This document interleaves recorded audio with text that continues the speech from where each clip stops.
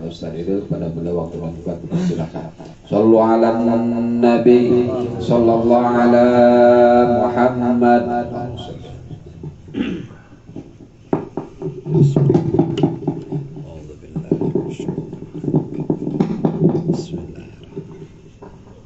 Bismillahirrahmanirrahim. Assalamualaikum warahmatullahi wabarakatuh. Alhamdulillahilladzi an'ama ni'matal iman wal islam wa asyhadu an la ilaha illallah wahdahu la syarikalah wa asyhadu anna Muhammadan abduhu wa rasuluh la nabiyya ba'dah. Allahumma shalli wa sallim wa barik ala sayyidina Muhammadin wa ala alihi wa sahbihi ajma'in. Nama ba'du. Alhamdulillah, puji beserta syukur marilah sama-sama kita panjatkan kehadirat Allah Subhanahu wa taala yang telah memberikan kepada kita nikmat sehat, nikmat hidayah sehingga kita bisa kembali hadir dalam rangka kajian tafsir Al-Qur'an yang insyaallah sama-sama kita bahas, yaitu surah Al-Baqarah ayat ke-277. Dan begitu juga salawat beserta salam tidak lupa marilah kita limpah curahkan kepada Nabi kita Muhammad sallallahu alaihi wasallam. Para bapak yang saya hormati dan mudah-mudahan Allah memuliakan, kita masih di surah Al-Baqarah di ayat-ayat terakhir dan pembahasan juga masih terkait masalah riba. Dan kita juga sama-sama sudah pelajari bahwa pembahasan riba ini sudah beberapa minggu belakangan. Bisa dikatakan pembahasan riba ini sangat banyak, Pak. Dan juga perlu bapak-bapak ketahui bahwa riba ini, ayat-ayat yang berkenaan tentang riba ini, menurut sebagian ulama itu merupakan ayat-ayat terakhir ketika masa di mana Rasulullah akan meninggal. Gitu. Jadi ini menggabungkan seolah-olah permasalahan ini adalah permasalahan yang sangat penting kita perhatikan. Allah Subhanahu wa taala berfirman, "Innal ladzina amanu wa 'amilus shalihati wa aqamus salata wa atuz zakat lahum ajruhum 'inda rabbihim wa la khaufun 'alaihim wa la hum yahzanun." Innal ladzina amanu, sesungguhnya orang-orang yang beriman, wa 'amilus shalihat, dan yang beramal soleh, wa aqamus salata, dan yang mendirikan zakat, wa atuz zakat, wa aqamus salata, yang mendirikan salat, wa atuz zakat, dan mendirikan zakat, lahum, bagi mereka, ajruhum, upah untuk mereka, inda rabbihim, di sisi Tuhan mereka, wala khaufun, dan tidak ada rasa takut alaihim, atas mereka, wala hum yahzanun, dan juga bagi mereka itu yahzanun, enggak ada rasa sedih. Di dalam tafsir Sarawi beliau mengatakan kulna wa kulna, dan kami mengatakan inna kalimatan ajrun, sesungguhnya kata ajrun itu kan artinya upah. Taqtadi annahu la yujadu makhluqu la yamliku sirah. Kata ajrun atau upah dari Allah itu ini menggambarkan bahwa sesungguhnya makhluk itu tidak memiliki sesuatu apapun, maka bahasanya upah. Kenapa? Innama kuluna, karena dan hanya setiap kita ini mustahjiun, kita ini orang upahan, atau kalau kita sebut karyawan, makanya Allah gunakan kata ajrun, upah, bayaran. Karena setiap kita ini orang upahan. Limadha? Kenapa kok kita dikatakan orang upahan atau kita orang karyawan? Li'annana, karena sesungguhnya kita ini nasghalu mukha makhluqullah. Karena kita ini memiliki bisa menggerakkan kita punya akal itu, karena akal itu adalah makhluk Allah, punya Allah, ciptaan Allah, kan begitu. Artinya apa? Akal kita nggak punya. Terus selanjutnya bitaqati makhluqatillah. Dan juga yang namanya energi, tenaga yang kita punya itu juga makhluk Allah, pemberian Allah, punya Allah. Kalau Allah nggak ngasih kita tenaga, nggak bisa apa-apa, kan begitu. Dan juga fil madah makhluqatillah, dan juga madah, wadah yang kita di tubuh kita ini, itu adalah juga makhluk Allah, punya Allah, kan begitu. Kalau misalnya kita sadari otak yang menggerakkan tubuh kita itu punya Allah, tenaga yang kita keluarkan dari tubuh kita itu adalah makhluk Allah, punya Allah, dan juga wadah yang kita punya tubuh ini adalah punya Allah, maka apa yang kita punya?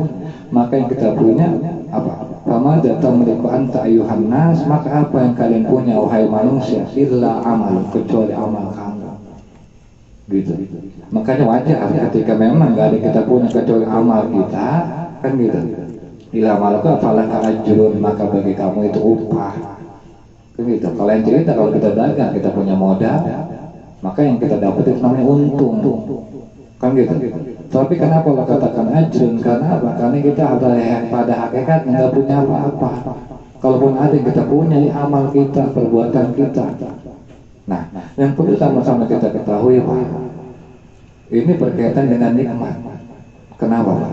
Karena yang namanya nikmat, segala sesuatu yang di luar apa yang kita miliki itu nikmat. Sekarang berbicara tentang nikmat dalam diri kita, ya kan? Apa sih Pak nikmat yang ada di diri kita? Sekali lagi, yang namanya nikmat segala sesuatu di luar yang kita miliki. Sekarang kalau kita ngomong, kita punya apa sih?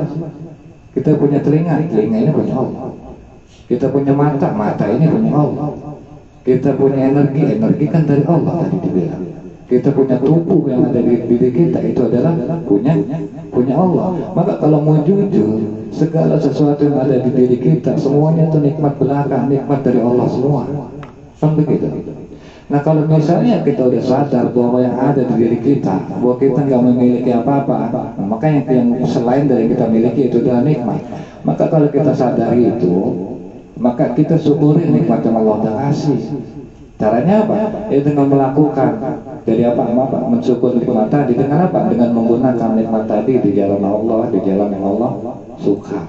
Kan begitu. Maka kalau misalnya kita sudah bisa menunaikan itu semua, maka apa? Kita akan mendapatkan yang namanya balasan. Kan gitu. Makanya alhamdulillah kayak misalnya teman saya dari jauh-jauh misalnya dari Pondokopi, ya, mereka termasuk kategori atau bapak-bapak sekalian kategori mensyukuri nikmat. Allah udah kasih mata, dipakai matanya buat ngeliat yang baik. Kalau kasih telinga, dikasih pendengaran buat pengajian. Allah dikasih kaki, dikasih langkah kaki untuk jalan kebaikan. Dan ini salah satu merupakan bentuk nikmat. Kalau pada akhirnya bapak-bapak dan rekan saya mendapatkan hadiah balasan dari Allah, maka itu masuk kategori ajrun, itu adalah upah. Karena apa? Karena kita emang nggak punya modal apa-apa. Kita ini cuma orang upahan. Kita ini cuma apa? Karyawan. Kan begitu. Nggak ada yang kita miliki kecuali amal kita, gitu Pak. Karena apa yang kita miliki amal kita? Ya iyalah, karena kan nggak semua orang memiliki amal. Dan alhamdulillah Allah kasih kita bergerak untuk melakukan amal, dan itu adalah hak yang akan kita ambil mudah-mudahan nanti di yaumil akhir. Dan juga Pak yang jadi pertanyaan selanjutnya yaitu apa? Lahum ajruhum inda rabbihim, bagi mereka itu balasan inda rabbihim di sisi Tuhan mereka. Kenapa Pak di sini dikatakan inda rabbihim di sisi Tuhan mereka? Karena kalau misalnya ya kan di dalam salah tafsir Sa'rawi mengatakan fa inda ma yakunu laka al ajru inda musawwi. Kalau misalnya balasan itu ada di sisi orang yang setara sama kita, maksudnya sesama makhluk, ya kan itu, maka itu apa? Ada kemungkinan upah tadi bakal ditilang. Kalau misalnya kayak gini kerjanya, ya kan kerja sama orang, itu masih besar kemungkinan upah yang harusnya dari hak kita nggak dibayarin, kan begitu. Upah yang harusnya istilahnya menjadi hak kita, kebutuhan kita yang seharusnya dibayar nggak dibayar. Kenapa? Kalau misalnya upah itu ada di sisi manusia, di sisi orang yang setara sama kita, kita masih bisa dibohongin, kita masih bisa ditipu. Tapi ketika indah rabbihim, ketika di sisi Tuhan, oh Tuhan nggak bakal mungkin nipu, Tuhan nggak bakal mungkin ngilang. Itu kita punya upah, kan begitu. Kalau misalnya udah ada keyakinan kayak gitu, maka di kelanjutan ayat wala khaufun alaihim, kan gitu. Maka apa? Nggak ada ketakutan atas mereka, nggak khawatir. Apa bayaran itu bakal ditilang sama Allah, wala hum yahzanun, dan juga mereka nggak akan sedih. Kenapa? Ya karena apa? Mereka nggak akan sedih, karena mereka akan menemukan setiap kebaikan di depan mereka, kan gitu. Dan apa? Dan falan yudhi'u abadan, dan itu kebaikan tadi nggak akan hilang selamanya, pasti Allah ganti, begitu. Makanya ketika beramal, ketika kita melakukan amal, misalnya baik itu sholat karena Allah, itu nggak akan apa, kita nggak akan khawatir sholat itu nggak dibalas sama Allah.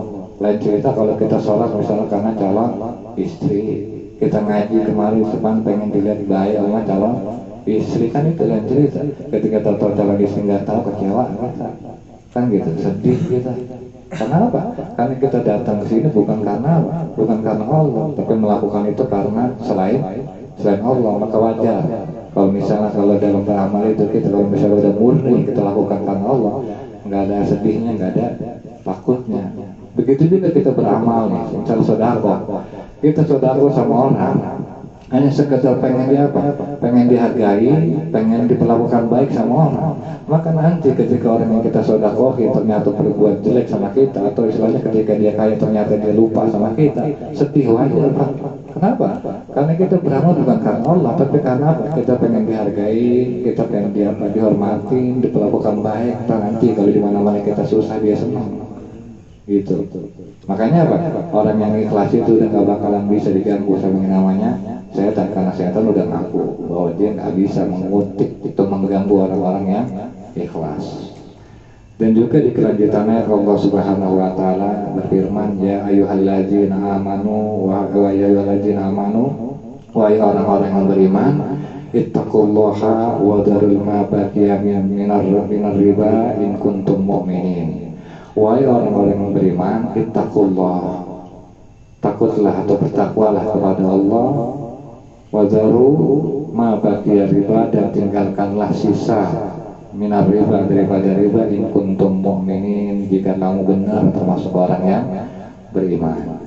Wa hina yaqulu al-haq, ketika Allah Subhanahu wa taala berkata ya ayyuhalladzina amanu, ketika Allah berkata wahai orang beriman, fa nahnu na'rifu anna nida bil iman, sesungguhnya kita mengetahui bahwa sesungguhnya seruan bil iman, dengan iman itu apa? Setelahnya itu kulut takribu ba'diha, setelahnya itu pasti ada beban perintah.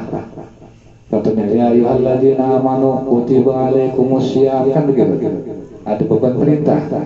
Wahai orang beriman, diwajibkan atas kamu berpuasa. Dan selalu Pak, kalau misalnya ada kata ya ayyuhalladzina amanu, kesononya pasti ada beban perintah. Dan itu yang ada terjadi di dalam Al-Quran.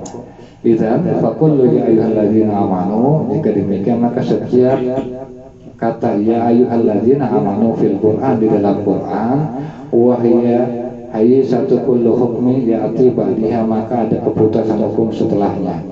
Wa anta ta'mal, dan kamu mengamalkan ma ya'muruka billah, itu karena Allah. Jadi Pak, kalau misalnya ada perintah di dalam Al-Quran, ya kan, seperti awal dengan kata ya ayyuhalladzina amanu, maka apa? Seperti kutiba alaikumusiyam, kan gitu, atau tinggalkan riba, maka kita mesti melakukan itu apa Pak? Karena apa? Dalam rangka apa? Melaksanakan apa yang Allah perintahkan. Udah jangan mikir macam-macam.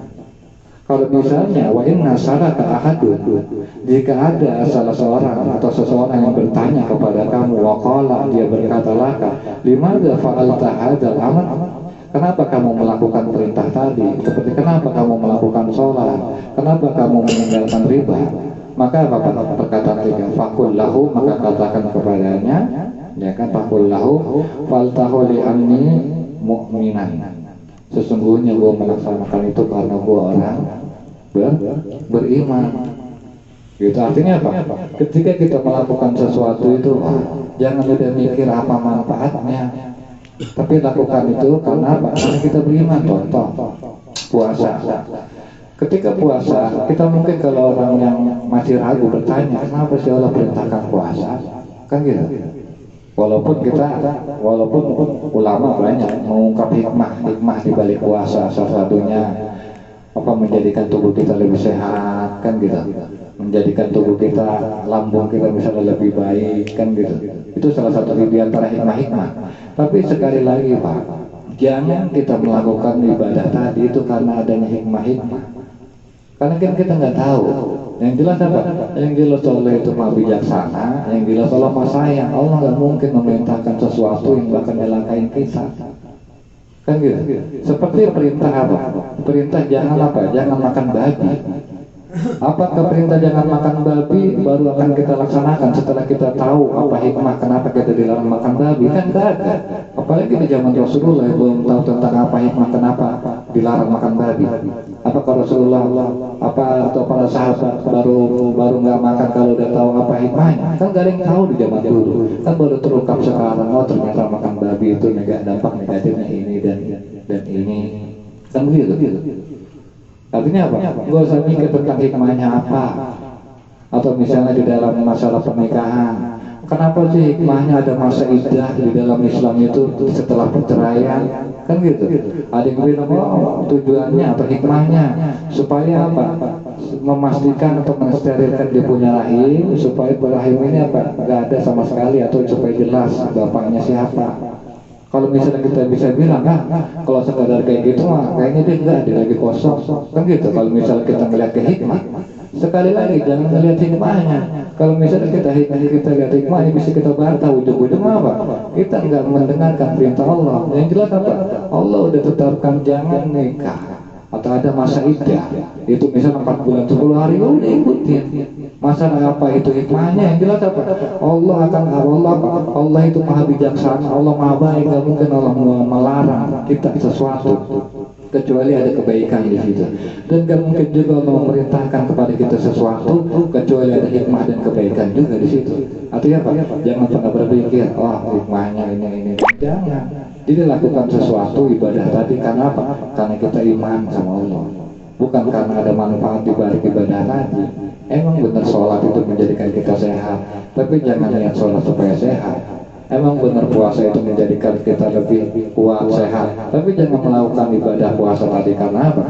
Karena berharap sehat dan kuat. Tapi lakukan semua itu karena apa? Karena kita iman pada Allah.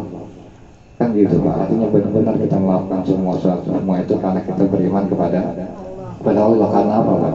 Kalau nggak mungkin melarang sesuatu kecuali itu baik buat kita, dan Allah nggak mungkin memerintahkan sesuatu kecuali itu baik buat kita. Dan juga kelanjutan ayat, ya ayyuhalladzina amanu taqullah, wahai orang beriman bertakwalah kepada Allah. Wa min ajaibu kalimah, dan diantara keajaiban kata ittaqu annaha ta'ti fi asya yadi annahu mutanaqidah. Nah jadi di antara keajaiban ini yaitu apa? Kenapa kok di dalam ayat ini kita dikatakan ittaqullah, sementara di ayat lain dikatakan apa? Ittaqun nar, takutlah kepada api neraka. Antara api neraka sama Allah kan sesuatu yang bertentangan, ya kan? Tapi kenapa kita dikatakan di dalam ayat ini dikatakan ittaqullah, sementara di ayat lain dikatakan ittaqun nar, bertakwalah kepada api neraka, atau dalam takutlah terhadap api neraka. Nah, Pak, ketika Allah Subhanahu wa taala mengatakan ittaqullah, yaitu apa? Ij'alu, jadikanlah oleh kamu wiqayah, batasan bainakum wa bainar rabbukum, batasan antara kamu dengan Tuhan kamu. Kan gitu.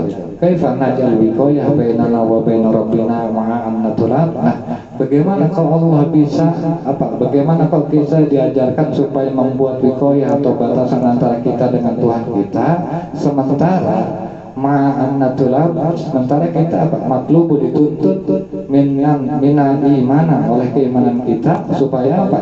Supaya kita ini selalu berpegang teguh terhadap manhaj Allah dan selalu bersama sama Allah. Kan gitu. Di satu sisi kita supaya bikin apa? Supaya kita bikin batasan supaya antara kita dengan Allah, sementara kan kita dituntut untuk selalu apa? Mengikuti manhaj Allah, ajaran Allah, dan kita diajarkan selalu harus bersama Allah. Nah, ini yang jadi menarik. Kami mengatakan Allah Subhanahu wa taala lahu sifatun kal qahhar. Sesungguhnya Pak, Allah Subhanahu wa taala itu memiliki sifat qahhar, kuasa.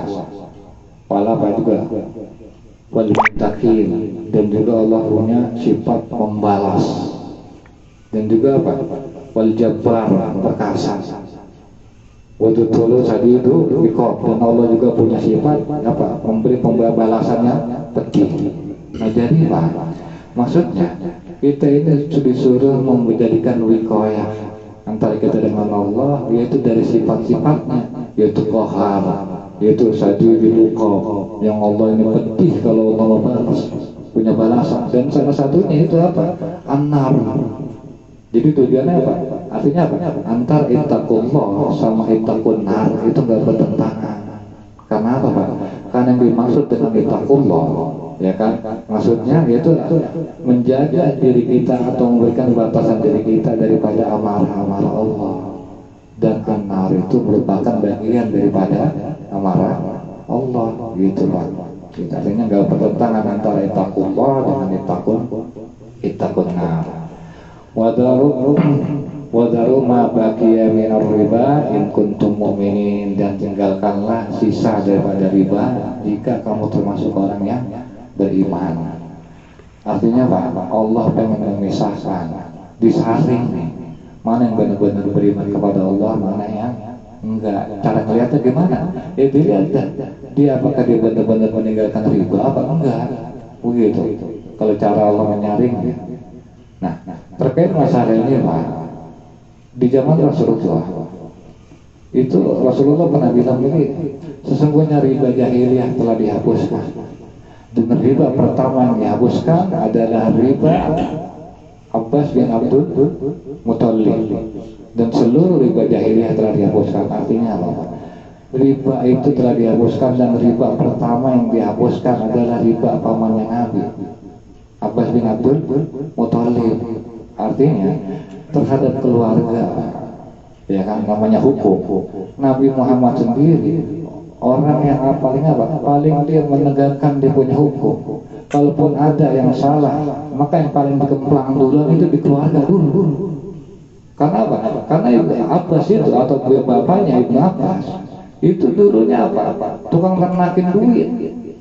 Nah, yang paling dikemplang dulu adalah Rasulullah, maksudnya benar-benar diingetin.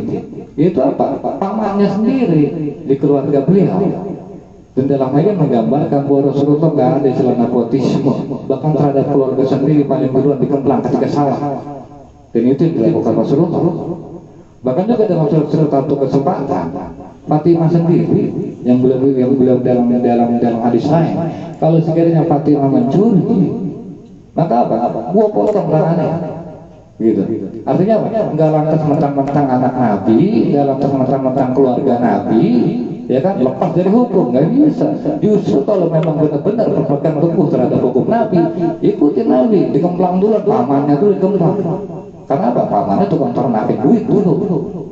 Kan gitu. Itu yang Nabi bilang pertama yang paling yang paling benar-benar dia dihilangkan itu ribanya Abbas bin Abdul Muthalib, dan riba seluruh riba dihapus, gitu. Dan juga di kelanjutan ayat Allah Subhanahu wa taala berfirman, fa in lam taf'alu, maka jika kalian tidak melakukan fa'zanu biharbin, maka apa? Pernyataan biharbin, perang min Allah wa Rasulih, maka apa? Sama aja itu menyatakan perang terhadap Allah dan Rasul. Kalau kita lihat itu kan seolah-olah berat ya. Kalau misalnya riba itu sama aja apa? Menyatakan perang terhadap Allah dan Rasul. Kalau ngomongin kan geimbang mati, ibarat kata mati ulat pakai bom atom. Kan gitu kalau misalnya pernyataan perang terhadap Allah.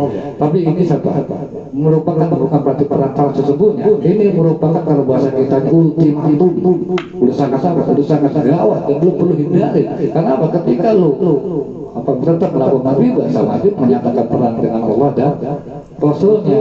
Saking apa Pak? Saking emang Islam ini Pak benar-benar memerangi namanya riba. Karena riba ini kan apa? Salah satu bentuk kezaliman yang dilakukan oleh sistem ketika itu di masa itu. Maka apa? Benar-benar pengen diperangi karena Allah ini kan pengen semuanya ini apa? Pengen semuanya mendapatkan kebaikan dari Allah. Jangan ada yang saling dolimi kan gitu. Pengennya Allah itu harus sama adil, gitu Pak. Maka apa? Merupakan sebuah pernyataan perang. Wa in kuntum tudlu falakum ru'usakum amwalikum la tazlamuna wa la tuzlamun, dan gitu. Kenapa Pak? Karena sesungguhnya itu falakum ru'usakum, maka bagi kamu itu modal. Dibalikan artinya apa? Kalau misalnya kita udah ninggalin riba, dan ternyata masih ada piutang sama orang, maka ambillah modalnya aja. Dulu minjemin berapa misalnya, minjemin misalnya dulu 50.000, sisa 30.000, ya kan, bunganya berapa gitu. Maka ambil 30.000 aja, yang bunganya nggak usah gitu Pak, jangan diambil yang gitu. Karena apa? La tajlimuna wala tuzlamun, dan kamu nggak menzolimi dan dizolimi. Ya iya Pak, pertama kita nggak menzolimi, karena apa? Kita nggak mengambil lebih dari dia, dan juga apa? La tuzlamun, dan kita nggak dizolimi, ya nggak zolim lah, karena kita modal kita atau uang yang kita pinjamin balik lagi. Dan inilah yang dimaksud keadilan. Artinya apa? Kita ini diajarkan untuk berlaku adil. Nah, tapi yang jadi menarik Pak, Islam itu bukan cuma mengajarkan kepada kita keadilan, ya kan? Tapi Islam juga mengajarkan yang lebih di atas adil. Apa Pak? Yang lebih di atas adil itu namanya ihsan. Misalnya, kalau misalnya dia minjem misalnya dia ngasih satu, ya kan? Kita kasih satu lagi, itu namanya adil. Tapi kalau namanya ihsan, dia ngasih kita satu, kita kasih dua. Nah, itu namanya ihsan, lebih dari sekedar adil. Nah, maksudnya adil gimana Pak? Di kelanjutan ayat ihsan gimana? Di kelanjutan ayat Allah bilang, wa in kana du usratin fa nadhiratun illa maisarah. Wa in kana, dan jika zu usrah, orang yang diutangin tadi, ini kan kita udah naik ini. Orang yang diutangin tadi itu usrah, dalam keadaan sempit, nggak bisa bayar lah gitu. Fanadiratun, maka apa? Tangguhkanlah ila maisarah, sampai dia ini lapang atau bisa bayar. Nah, itu kan apa? Merupakan bentuk ihsan. Kalau misalnya, maaf Pak, duitnya ini kepake, nggak bisa bayar. Ya udah. Kalau misalnya kita mau berlaku ihsan, baik atau di atas adil, ya udah kasih tenggang waktu dia sampai apa? Ila maisarah, sampai dia punya waktu, apa dia punya duit. Dan juga apa? Wa antasaddaqu, dan apa? Sedekah. Artinya apa? Kalau misalnya lebih bagus lagi, ya udah sedekahin aja, khairul lakum, maka sesungguhnya itu lebih bagus buat kamu. Artinya kita bukan cuma nangguhin doang, disedekahin. Artinya apa? Ya udah, duit yang lu udah pinjam gue ikhlas, udah tepat gitu. Nah, Islam itu mengajarkan itu sampai segitunya. Bukan cuma mengajari kita berlaku adil, tapi Islam juga mengajarkan kita berlaku ihsan gitu. Udah dikasih keringanan. Kalau mau lebih bagus lagi tadi, kalau lu ikhlasin, sedekahin gitu Pak. In kuntum ta'lamun, kalau kamu tahu, in kuntum ta'lamun, jika kamu mengetahuinya, bahwa apa menyedekahkan, mengikhlaskan duit yang sudah kita kasih, itu adalah merupakan kebaikan yang lebih. Tapi Pak, sekali lagi, ayat ini jangan salah sasaran. Ini diperuntukkan untuk orang yang ngutangin, bukan buat orang yang ngutang. Kalau buat orang yang ngutang, kelihatannya masih senang bener, kan gitu, senang bener. Iya, dia ngutang. Kalau dengar itu, ini buat ayat orang yang ngutangin. Kalau buat orang yang ngutang, maka perlu Bapak ketahui, ya. Kalau buat orang yang ngutang, Rasulullah SAW bilang apa? Yakfiru lisahiri kullu dzambin illa dain. Kalau kata Rasulullah, Allah mengampuni lisahiri apa? Orang yang syahid itu kullu dzambin, semua dosa illa dain, kecuali utang. Jadi kalau misalnya Bapak mati syahid, mati di jalan Allah, berperang di jalan Allah, tahu-tahu Bapak mati itu dosa Bapak semua diampuni Pak, kecuali dosa utang. Kalau Bapak masih punya utang, bergantung surga kagak, neraka kagak. Artinya apa Pak? Artinya sadar diri Pak, kita bukan orang mati, orang ahli syahid, kita bukan orang yang berjuang di jalan Allah.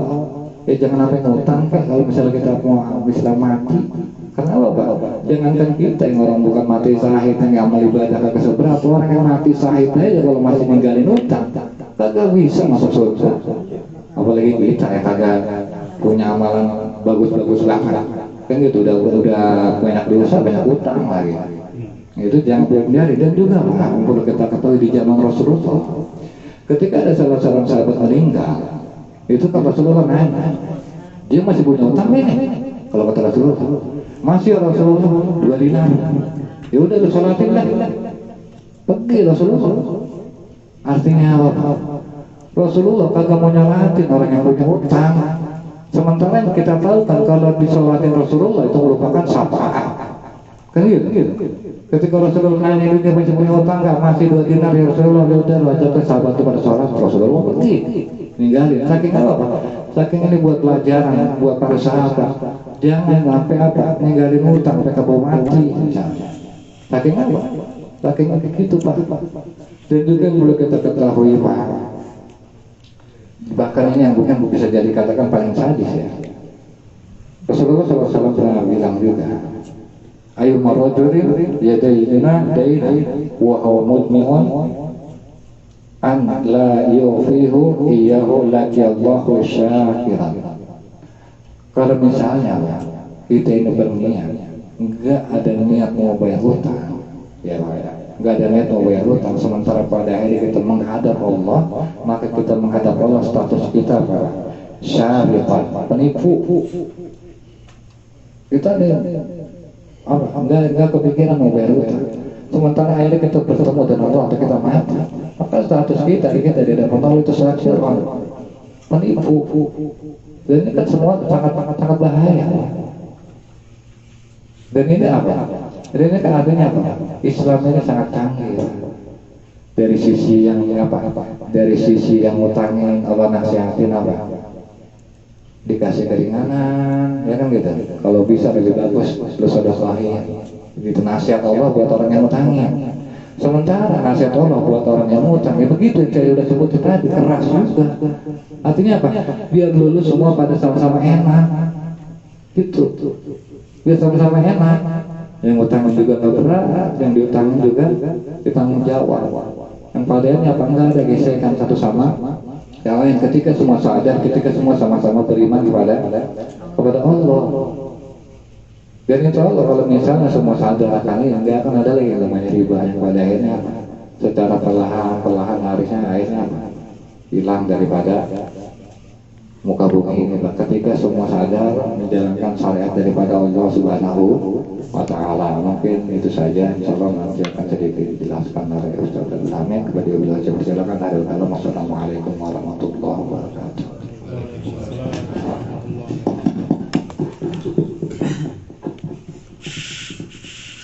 Baik Bapak hadirin yang dimuliakan Allah Subhanahu wa Ta'ala, demikianlah penjelasan beberapa ayat dari surat Al-Baqarah, masih menjelaskan tadi yang intinya masalah meninggalkan sisa-sisa riba. Kenapa Pak masalah riba ini dalam Islam itu begitu ketat gitu, harus dihindari, karena biar bagaimanapun itu buah dari riba itu nanti ujung-ujungnya akan terjerat utang piutang. Sementara masalah utang piutang itu tadi udah dijelaskan sangat berat, sampai-sampai Rasulullah nggak mau nyolatin orang yang masih punya utang. Makanya cara menyelesaikan masalahnya di masyarakat, ketika ada orang meninggal itu kan nggak disolatin dulu, pasti ijab kabul dulu masalah utang piutang. Jadi utangnya itu walaupun belum dibayar itu dipindahin dulu Pak, dipindahin ke ahli warisnya. Makanya kalau sholat jenazah itu kan saya sebagai anaknya, saya sebagai ahli warisnya bertanggung jawab. Nah, jadi ketika dia sudah bilang bertanggung jawab, itu si mayit itu udah nggak punya utang. Jadi yang punya utang itu ahli waris. Karena apa? Karena memang kalau orang masih punya utang itu nggak layak disolati. Karena apa? Ganjelannya masih berat. Karena itu seakan-akan kayak dosa khusus yang tidak bisa diselesaikan dengan apapun kecuali dengan dibayar. Oleh sebab itu ya mudah-mudahan setelah kita ngaji tentang bab riba ini, kita akan berhati-hati dengan masalah utang piutang. Nah tentunya ada cara-cara, ada tip untuk bagaimana kita ini terhindar dari hutang. Ya salah satu caranya tidak ada lagi, kita harus bisa memanage kehidupan ini. Kita harus bisa melihat sesuatu yang bukan kebutuhan, jangan sekali-kali dijadikan kebutuhan. Jadi yang bukan kebutuhan itu berarti keinginan. Kalau misalnya kita sudah terbiasa menjadi keinginan dijadikan kebutuhan, itu lama-lama ya akan lari ke utang piutang. Namanya utang piutang, kalau udah sulit mencari utangan dari orang yang benar-benar mengutangin, ya ujung-ujungnya lari kepada yang riba ngutangnya. Nah itu prosesnya seperti itu. Mudah-mudahan setelah ngaji ini ya kita dikasih keberkahan ngajinya sehingga kita terhindar dari hal seperti ini. Ini yang pertama. Kemudian yang kedua yang sangat menarik itu dalam pengelolaan amal, supaya kita ini benar-benar menjadi orang yang ikhlas dalam beramal di sisi Allah Subhanahu wa taala. Tadi sudah dijelaskan oleh Ustaz Iril apa yang disampaikan oleh Syekh Sya'rawi Muta'ali dalam tafsir ini, bahwa kita ini seakan-akan di hadapan Allah itu seorang karyawan. Jadi Allah membahasakan kita ini bukan seorang pedagang, tapi seorang pegawai, karyawan. Kalau orang dagang itu kan punya modal, Pak ya.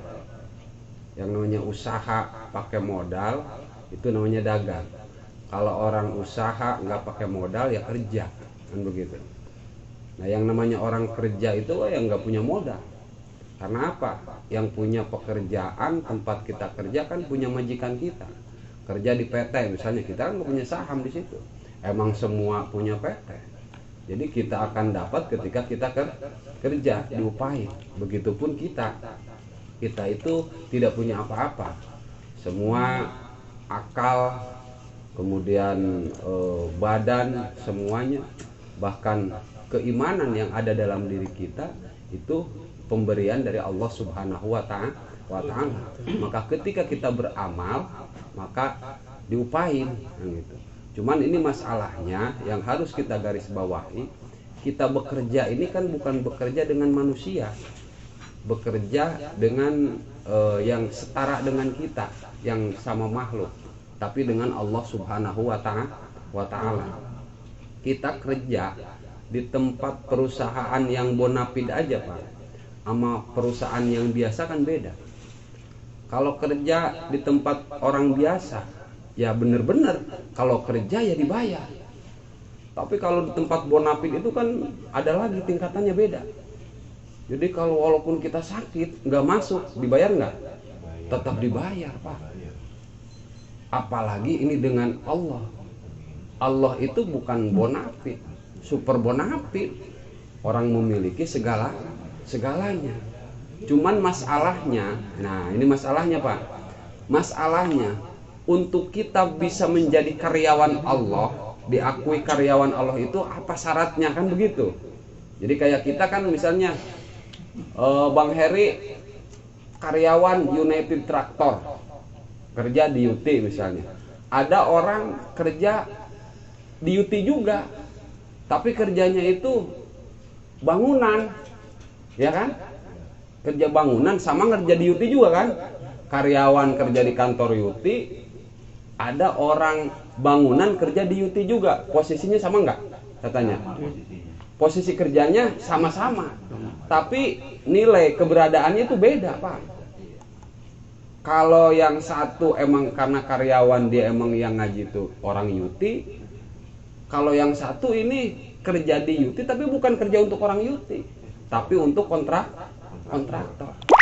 Nah ada ikatan untuk menjadi karyawan Allah itu apa? Makanya tadi dijelaskan ya ayyuhalladzina amanu, kan begitu, wa amilus sholihat. Jadi harus ada ikatan untuk kita menjadi karyawan Allah, agar amal ini menjadi dapat upah, dapat ajrun dari Allah Subhanahu wa taala. Itu harus ada nilai iman. Artinya kita kerja ini ya karena Allah, bukan karena yang lain. Kalau misalnya kita beramalnya karena yang lain, ya nggak ada. Berarti kita itu nggak mesti harus mengharapkan dari Allah. Orang kita bukan karena Allah kan. Misalnya kita menginfakkan uang kita ke masjid, kan kelihatannya di jalan Allah, tapi kita kerjanya itu bukan Allah, tapi karena pingin pujian dari orang. Sama kayak orang kerja di Yuti, dia itu bukan karyawan, tapi dia itu kerja untuk kontraktor. Jadi yang bayar Allah bukan?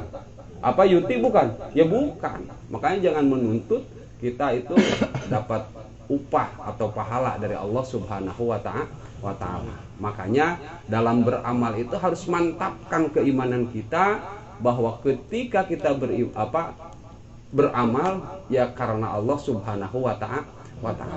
Karena ketika kita beramal sama Allah bukan sekedar kita ini dikasih upah, tapi ada falahum ajrun ghairu mamnun.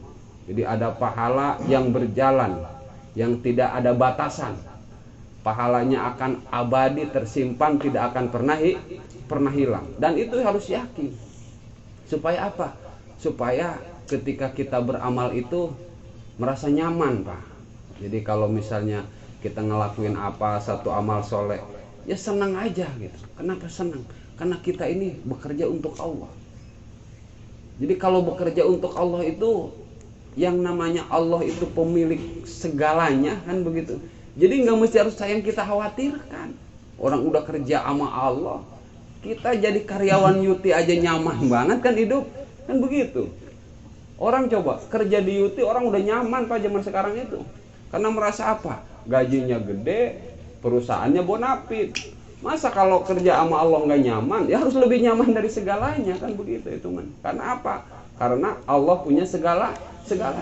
Kita sholat, misalnya kita tenang, kita sedekah, kita tenang. Kenapa tenang? Ya orang ini, kita ini bekerja untuk Allah. Allah akan memberikan segalanya. Nah, tentunya yang akan Allah berikan kepada kita itu Pak, walaupun tadi gambarannya, analoginya seperti kita bekerja di perusahaan, kalau sama Allah itu bukan berupa uang, tapi kebaikan. Tentunya kebaikan itu kebaikan yang nilainya lebih besar dari uang. Seperti apa? Seperti kesehatan. Kita mau datang ke pengajian, lah orang Pak biar duitnya banyak, Bapak nih biar duit banyak, sehat apa. Lah kalau Allah nggak kasih senang datang untuk ke pengajian ya kagak bisa Pak. Apakah itu bisa dinilai dengan uang? Udah nggak bisa. Makanya udah beramal aja karena Allah, kuatkan keimanan kita kepada Allah. Insya Allah kebaikan Allah kepada kita tidak akan pernah hilang, baik di dunia atau di akhirat. Karena di dunia sama di akhirat kan hidup sama aja Pak. Di dunia, di kubur, di akhirat hidup kita sama enggak Pak? Kalau kata saya mah sama aja hidup itu, di mana-mana juga. Makanya kita ini gak usah pikir banyak-banyak, udah berjalan aja karena Allah. Kenapa di dunia, di kubur, di akhirat sama-sama? Karena kita hidup di mana aja, yang ngurus kita sama sesuatu yang luar biasa. Walaupun dalam satu riwayat kan ngedengar bahwa nanti ketika sakratul maut, setan itu diberikan keleluasaan untuk mengurus. Tapi bagi orang yang ikhlas itu nggak ada apa-apanya Pak. Karena apa? Setan itu kan ya biasa aja. Dia juga nggak punya keistimewaan kok. Kenapa nggak punya keistimewaan? Toh dia juga masuk neraka. Kalau dia misalnya hebat, walaupun dia maksiat, melanggar aturan Allah, dia masuk surga, itu baru hebat. Ya tetap aja. Akhirnya apa? Akhirnya ada dalam qoharnya Allah. Ada dalam jabarnya Allah.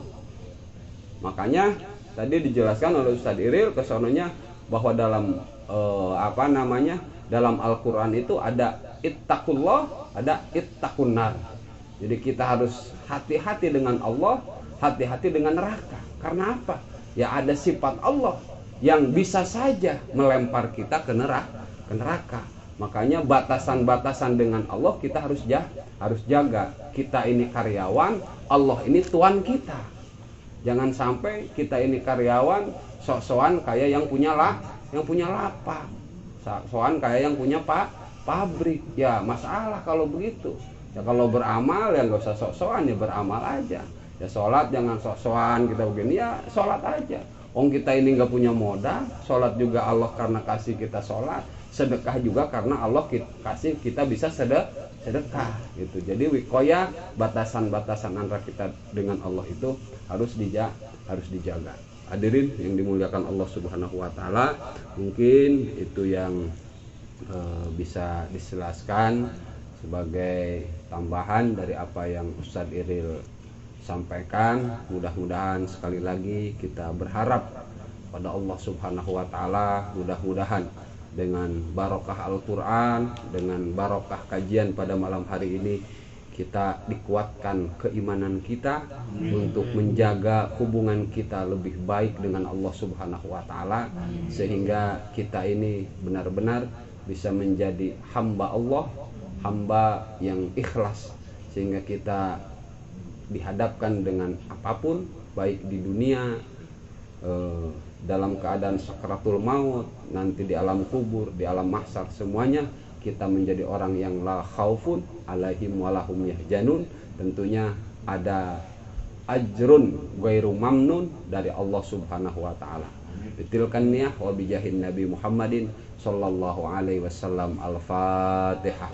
A'udzubillahi minasyaitonir rajim. Bismillahirrahmanirrahim. Alhamdulillahirabbil alamin arrahmanir rahim maliki yaumiddin. Iyyaka na'budu wa iyyaka nasta'in. Ihdinas siratal mustaqim. Siratal ladzina an'amta 'alaihim ghairil maghdubi 'alaihim waladdallin. Amin. Bismillahirrahmanirrahim. Alhamdulillahirabbil alamin.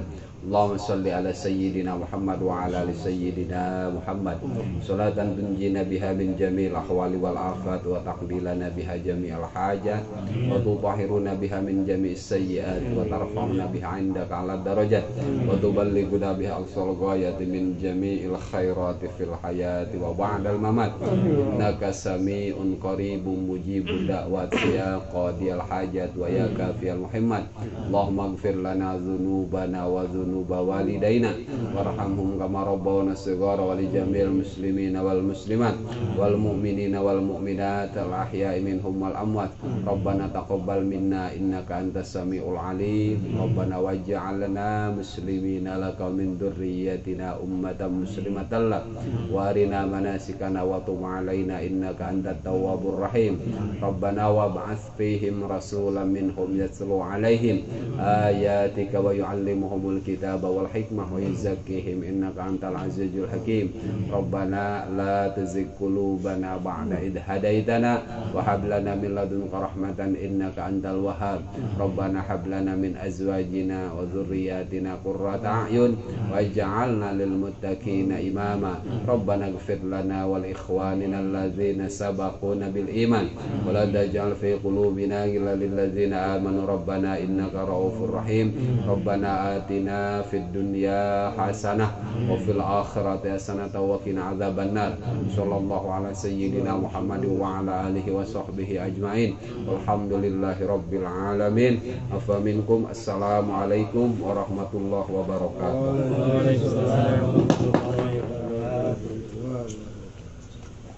Makan itu singkongnya enak tau.